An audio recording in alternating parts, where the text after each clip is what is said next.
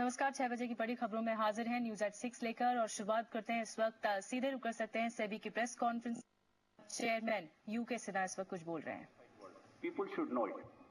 And I would like to add here that traditionally people would be thinking that those companies which are predominantly promoter driven, they have perhaps a different standard than those which are, say, foreign owned or multinational owned.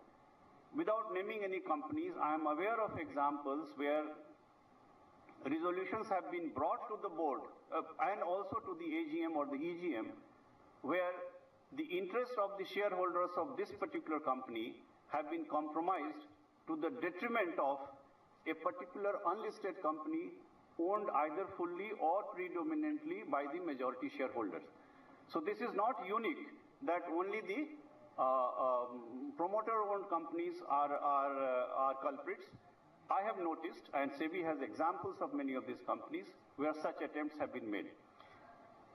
The domestic institutional investors, mainly mutual funds, have tried in the past to vote against these resolutions.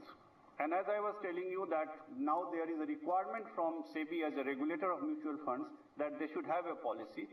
I'm happy to tell you that in the year 2010-11, the mutual funds put together voted against the resolution in 300 cases, approximately 297 cases. But in the year 11-12, they have voted against 1100 resolutions. So from 300 to 1100.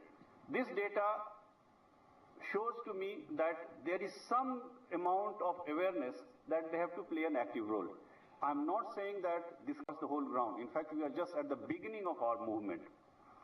I'm also happy that in the last 3 years, 3 firms have come up which can be called the proxy advisory firms.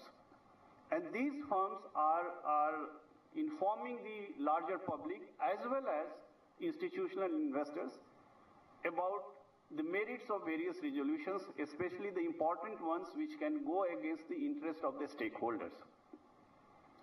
I would also like to recount here that in 2011, when SEBI came out with revised takeover guidelines, the substantial acquisition and takeover guidelines, it was prescribed that the board of the company, board of the target company, has to give its opinion about the benefits for the stakeholders about the proposed acquisition.